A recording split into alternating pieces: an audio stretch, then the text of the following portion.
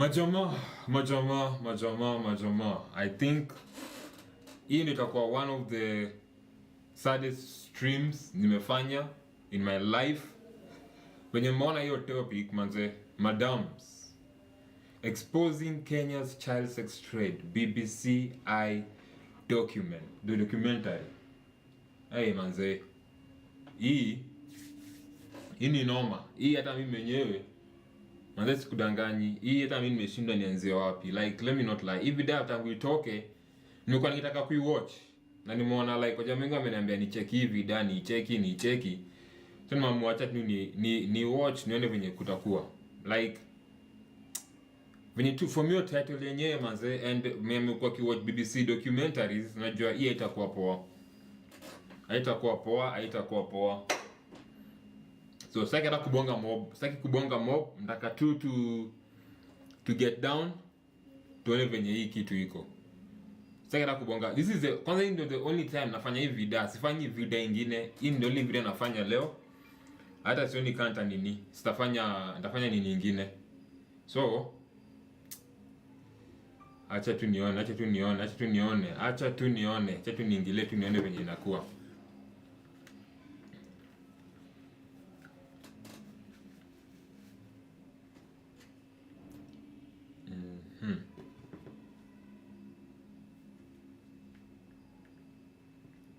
Tuone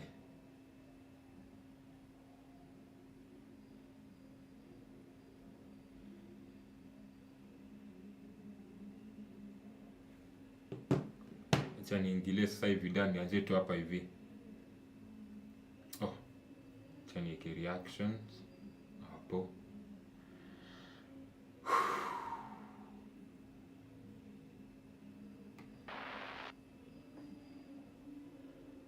Disturbing content including distribution.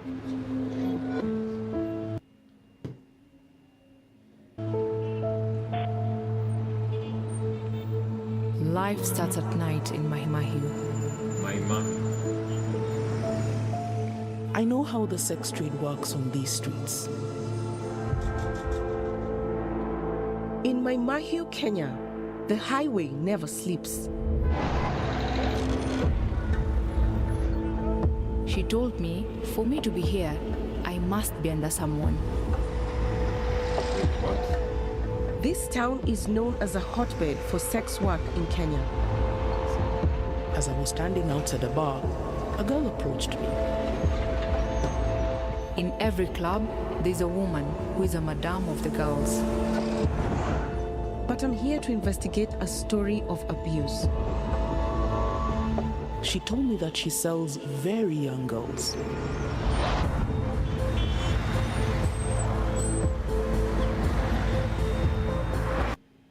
In Kenya, it's estimated that 30,000 children are exploited in the sex industry every day. Oh my God. I've come here with two experienced undercover investigators to expose a hideous web of child sexual. My is famous mainly because of the truckers, because that is where they normally stop, if I'm not wrong. Hapo ndo matrackers wengi wanakuanga like wakisafiri wakienda Tanzania, wakienda Uganda, wakienda all those different places. Wengi wao wanastopingi Mai. Abuse. I wish I could have rescued them. I couldn't fight for them. I can't even explain how I feel. It's unexplainable.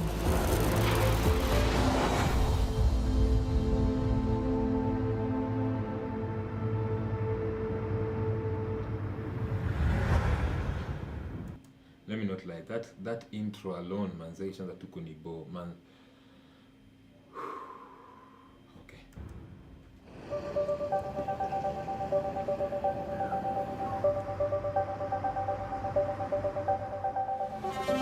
Mahimahiu in Kenya's Rift Valley is a key transit town, a vital hub for transporting goods and people across the country and into Uganda, Rwanda, South Sudan, and the Democratic Republic of Congo. Posing as sex workers wanting to learn how to become madams and earn money from other sex workers, our two undercover investigators have spent months infiltrating the sex trade here. they've befriended 2 madams. I told her that I operated from Nairobi, but wanted a change of scene because of steep competition there. What? Stiff competition in Nairobi? Amaze tukwe serious machamba. Our investigator, who we've called Anna, has gradually gained the tenuous trust of a woman called Nyambura, who we've heard is involved in selling underage girls. I built... Actually, literally, Moja, how do you feel as a mother doing this to these young girls? And how do you feel as a grown man, an adult, who maybe has kids? How do you feel like partaking in such issues, yet you are maybe a married man with a wife and kids, or maybe you are a mom with your own kids? Like, oh my God. A strong rapport with her, and she eventually opened up about the young girls operating under her.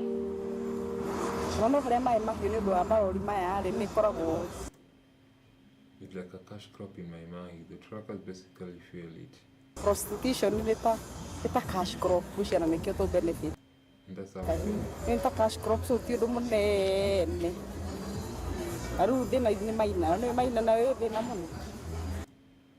But it's because we're very risky then. But it becomes very risky when you're dealing with minors.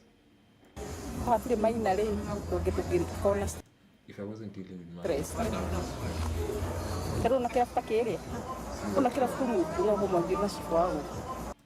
that's where the area chief hangs out. And you're laughing about it. Like, seriously. Although sex work is criminalized in Kenya, it is also normalized. But the age of consent is 18. The selling or trafficking of children under 18 carries a sentence of 10 years to life imprisonment. It should just be life.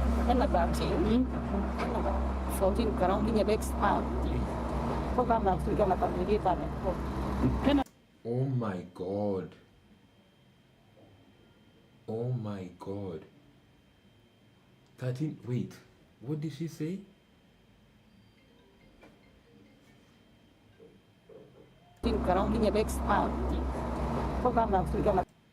13 years has been working for 6 months.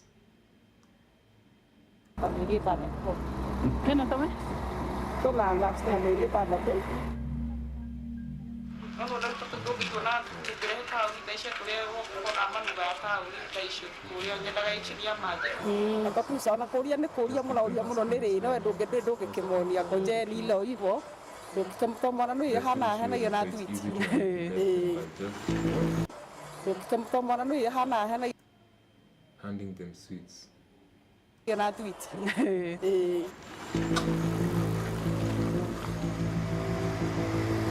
Our second undercover investigator, whom we are calling Jane, has also been standing within a kilometer radius. I started coming every evening until I was approached by one of the women. She told me that she's the owner of that place. Jane too has gradually befriended another madam, a woman called Triptor. She starts to ask her about the children she sells for sex. With young girls, you're able to earn a living and be comfortable. You can afford a drink. Unapata pesa, unapata starehe, unakakunywa. Hapo katoto, utakakula na ukakunywa. Ukakunywa bila mtu. Because if anyone says they want a young,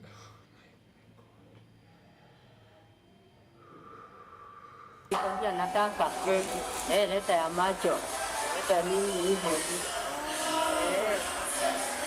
Na kuna mwenye ataenda na arudi. we also have our regulars who always come back. Oh my God.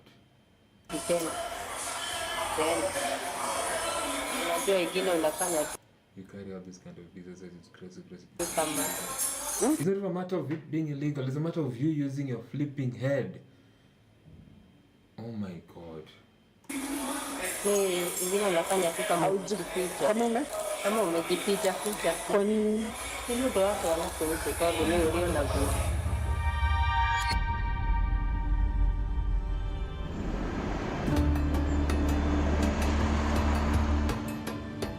While so much abuse is hidden in the shadows, I've heard of a woman who is making a real difference. Hi! Asante sana. How are you? I'm good, I'm good. Oh. Welcome, beautiful. You look... Warmly known as Baby Girl, she's been a sex worker herself for 40 years and provides refuge for children who have escaped abuse. Oh, wow, that is nice. Deke guire, jeri wito. Magai age ukatu. Nige thigio yaga iretu. Reu ri ningere ndina tungi tunini reu. Turi tinejete People iro. would call me to take in girls from all over Naivasha because they knew about my work. Reu Naivasha andu othe reu ni mamenyire. So that's how I became a mother to many. Mother to many. More than a mother. I become a mother. More than a mother, that is.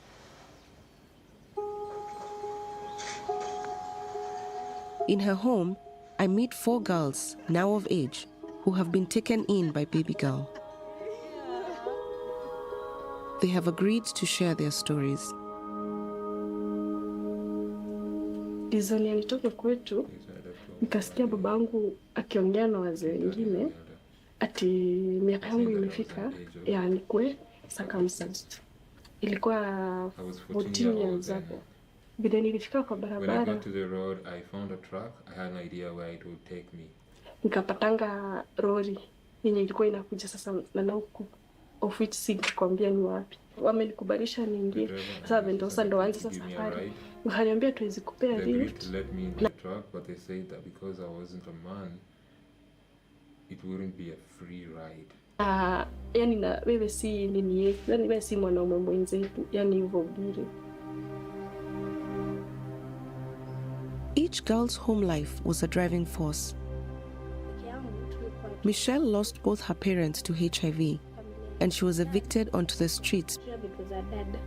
Na I was waliniita kama mtoto ameleta cases in the family since mamangu ndo aliniletea babangu gonjwa akakufa. So I was that forbidden child. So I went streets za Eldoret, nikakaa huko. Ukiwa na miaka ngapi? How old are you? 6, 12. So a certain man kwa street akanichukua, hanijui, wananitumia vibaya. Juu literally tuseme nilikuwa namlipa juu ananisomesha. Maget.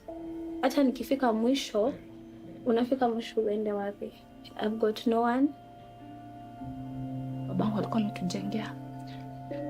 Lillian was also orphaned at a very young age. A family member took her in. So tukibaki na nko yangu, ikaanza nikaenda kuoga, kumbe ameweka simu yake kwa bafu, nikaenda kuoga, ananirecord, anatumia rafiki zake picha zangu, anarikwa. Ikaenda hivyo, akakuwa narara na mimi. That was my worst day.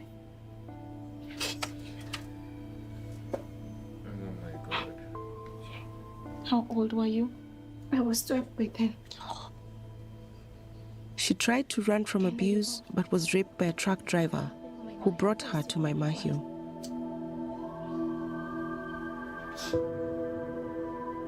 Njesh left alcoholic parents, ending up in my mahio at just 14 years of age. Siku ya kwanza nililala kwa kibanda.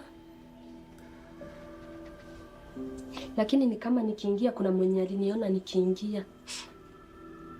Akanifuata. Wakati sasa alikuja akatutokea. Ule tu mwanaume mimi alinishika. Wakati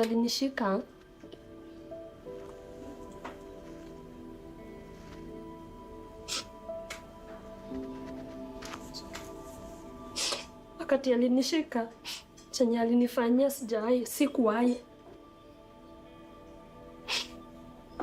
sikuwahi pitia kitu kaa hiyo.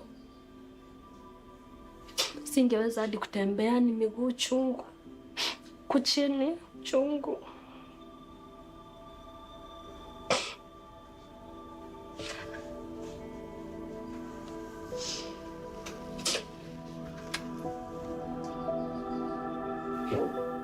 I didn't know what to expect, but not this.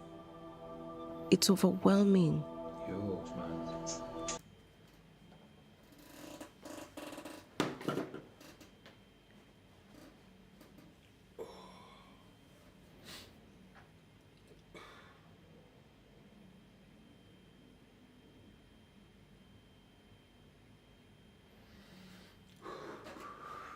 Okay. I don't know if I'll finish this thing, man.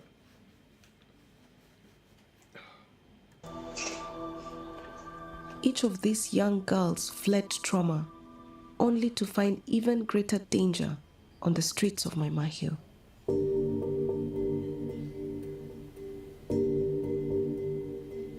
There was this girl akakuja akaniambia, wewe ni mrembo sana kukaa kwa streets hivyo unashinda ukizunguka huku jadi nashindanga nikikuona huko.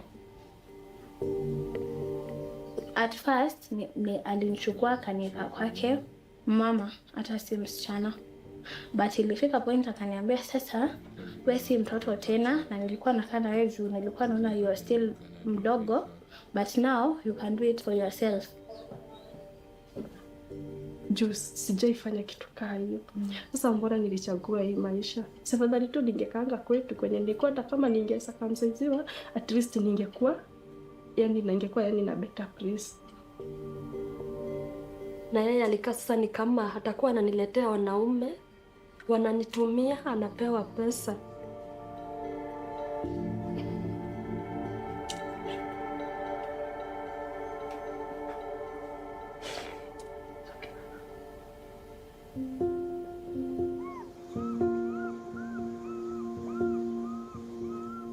So often we judge, but behind every child lost to the night is a story of neglect. We've built a world where suffering is exploited by men who prey on innocence and by women who enable it for profit. There were children when these atrocities happened to them. Some of them were running away from home because there was no food and they wanted to provide for their siblings. And running into the community. The community ate them whole because it didn't take care of them either.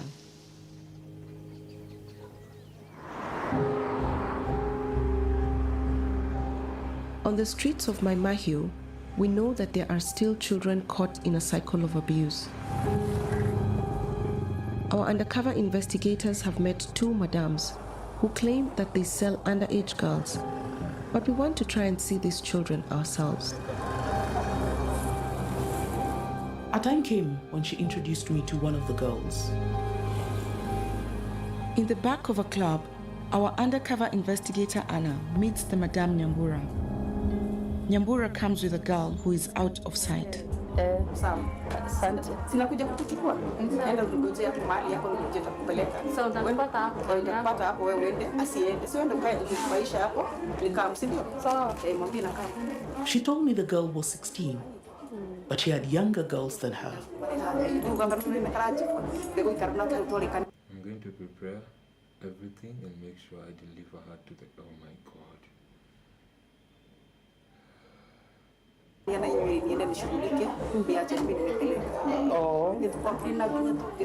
have girls who are so young, I must personally prepare. Oh my God. Exactly. Yes, you have to prepare them until they are inside the room. And make sure they take a shower. Our investigator Jane has also been building trust with a madame called Chapto, convincing her that she wants to help her and to learn the business. At first, So this is the devil herself. it was difficult because remember, they don't know me.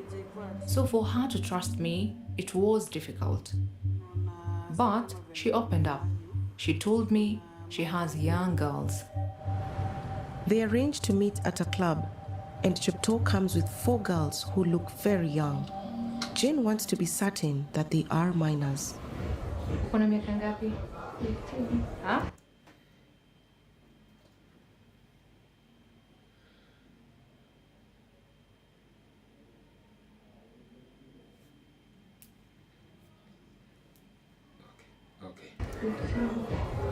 Na wewe? Niko 15. Na wewe? 13. 13? Oh my God.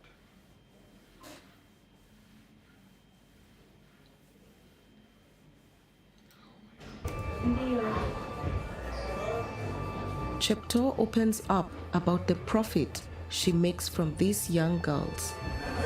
Juu sasa amesema anakupatia, anakuja na hiyo 20,000 anakupea 25. Sasa hiyo 25 akikupeni sasa inakamia wewe. Oh.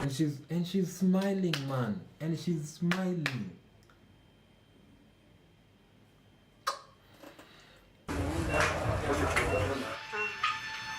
Look at her smiling, right? As almost a third of sex workers are HIV positive in my country, Anna asks her Madam Nyambura what protection these girls are given. These mena customary ni mahuthagira protection. Protection are indi mahaya. Agukora muru pio. Gutiakiaga 1 2 3 no tiatende komo no gutiaga ka mudo okitukia. Tondũ nĩ mwana arabuta hana kanire kĩndũ angĩona makio nĩ rĩndĩ mũndũ rĩu nĩ ingĩ makĩndĩ kũihũria nĩ rĩngĩ rĩa gũthiĩ gwĩ kana gakoe kũihũria na gwĩ kangĩ ga gũthika makio gĩtĩkĩre.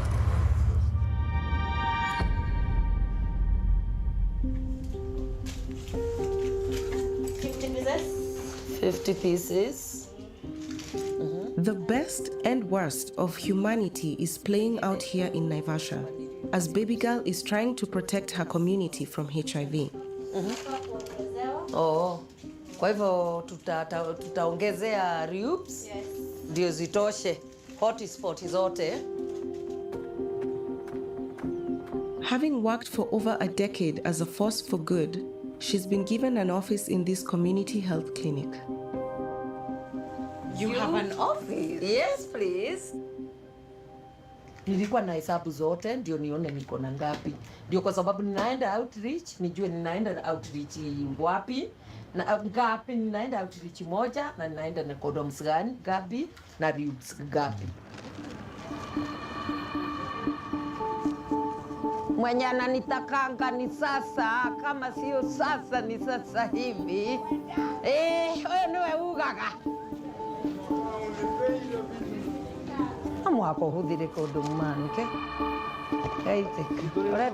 Nakuru County has one of the highest levels of HIV infection in the country. Why are you hiding? Baby girl knows what these women go through. She was married by 16, but when forced to flee from her home through domestic violence, her own family rejected her. Sasa hapo ndio nilikuwa street woman with 3 kids na mimba. Si ndio nikaza, nilizalia kwa choo street. I didn't know what to do. Nikasema sasa na ile chakula watu wanakula wakirusha pale kwa dustbin, mimi niende nitafute chakula hapo.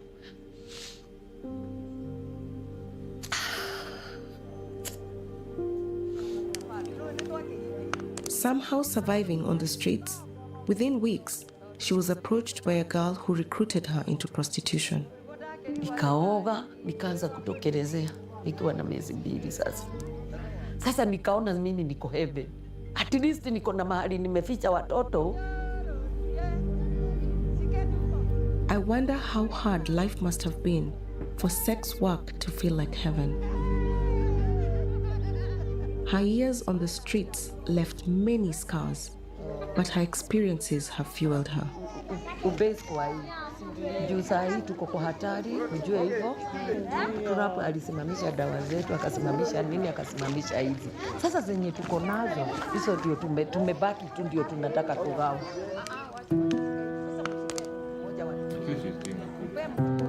Baby girl's work has been supported through USAID, but it seems that this is about to change. Baka September, kutoka September hatuko kazi. So what happens now? I don't know. Tell me. Tell me what will be. Na hao watoto unaona vile wako, wataweza kutoroka watorokee hii mambo? Si bado wako nayo?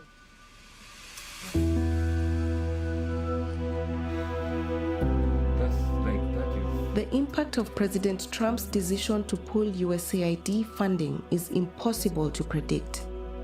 But in this small pocket of Maimahiu, it's clear how it has helped this rose amongst thorns. I dread to think of the impact that a lack of basic protection may have on children still trapped in sex work.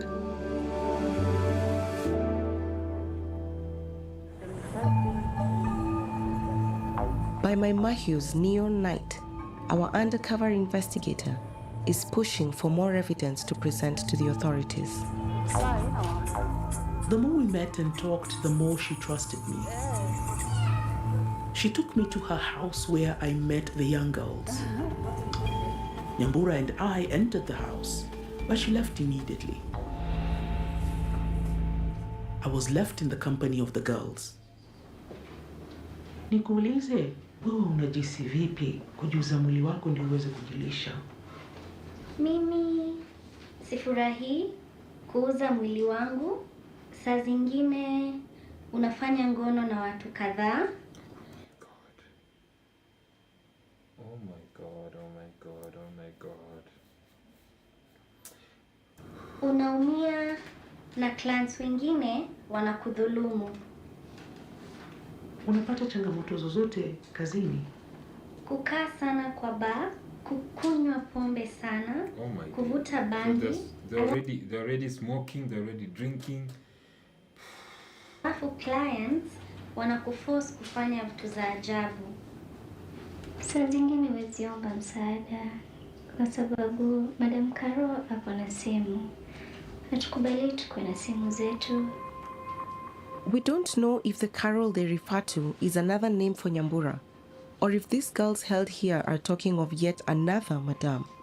Either way, Nyambura brought her here to meet the girls she hides and sells. Na unapewa ngapi kwa zile pesa ambazo Karo hulipwa na wateja? Kama 50 ama 100. Oh my God.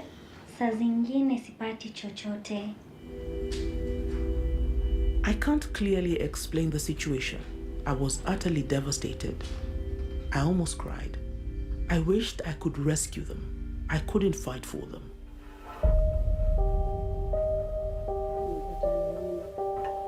Our second undercover reporter, Jane, is also taken to a house in Maimahiu by Chepto and briefly left alone with 2 minors. Kwa siku unalala na wanaume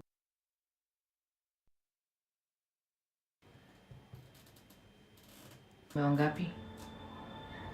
5 kama wanaume 5. 5? 5 men in a day. Umeniambia upendi kazi. Nini ufanyika? Kulala na wanaume wako na mwili kubwa na niko na mwili ndogo.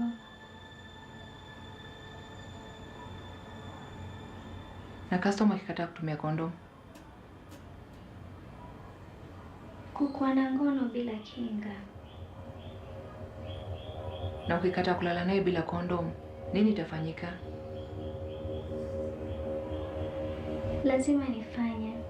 Nitafukuzwa kama sitafanya. Na sina mahali pa kwenda. Mimi sina wazazi. For me, it was painful.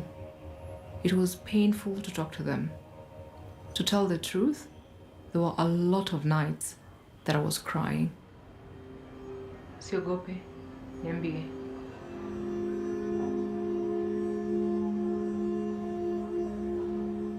This child is too emotional to speak. Even whilst keeping her cover as a sex worker, Jane could not resist consoling her.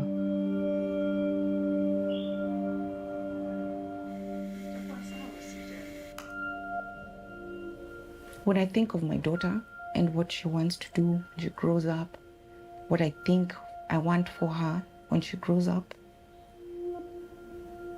It's exciting, even to hear her dream.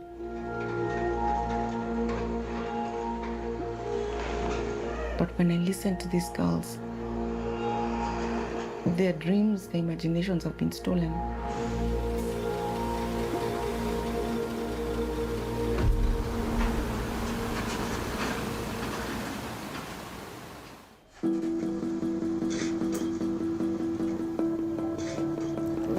Unashikilia na kidole. There are some who can perhaps dare to dream again. Wow, I can see. The girls we have met are learning new skills. Kidogo kidogo maisha inaenda kuwa rahisi. It's like yani niko out of darkness. Sasa niendelea sasa nienda sasa yani naona sasa mwangaza niko pale mbele sasa naona yani inaenda sasa kwa mwangaza.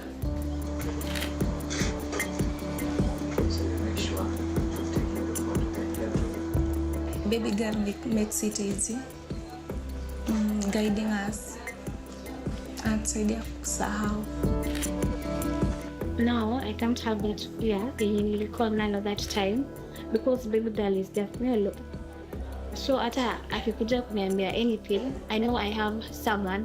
Si kama hiyo time nilikuwa peke yangu.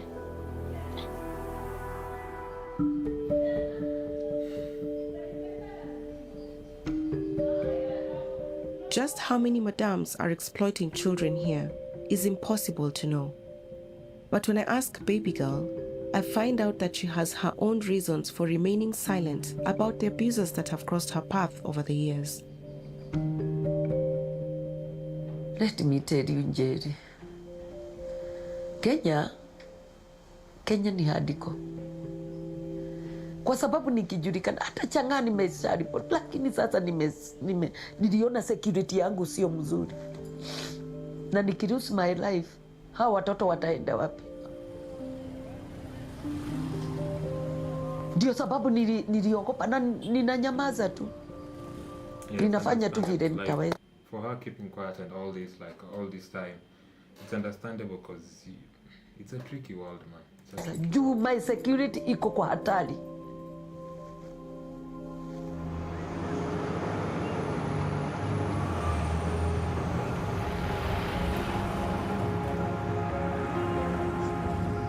There's a heinous dark underbelly here that demands justice. We gave all our evidence against Nyambura and Cheptoo to the Kenyan police in March, but to date, there have been no arrests. That is where we go wrong as a society. That is where we go wrong as a country. With all the evidence, like all this evidence that we've just seen right now, like I'm sure there's more and more, and they still haven't done anything. I can only hope that the children we've seen will be rescued. But the layers of abuse faced by so many children in Kenya cannot be ignored.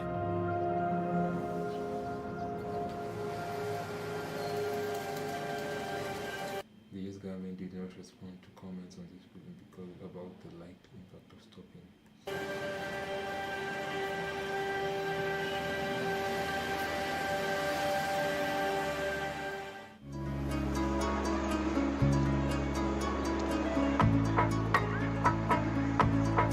I swear to God, like, let me not lie. I don't even know what to say. I feel bad for all those girls who are going through all of this. And funny thing is, it is not only in my mind, like it's everywhere, like it's all over, like it's the whole of Kenya, like all these things are happening. We need, let me not lie. I don't even know what to say, guys. I don't even know what to say. It's so sad. It's so sad. Like 13 and has been on the job for 6 months. Nah, man. We need more as a country, man. We need more. This is so shameful. This is so shameful. And I feel like as much as those women are going to be arrested, all the men who have also taken part in such activities also need to be arrested. All those men need to be arrested because they are harming other people's daughters. I don't know, guys. I don't know. Let me not lie. I'm really saddened by, like, it's so sad. So sad. Anyways, man, tell me what you guys think about this in the comment section below. But that's it for me. I can't.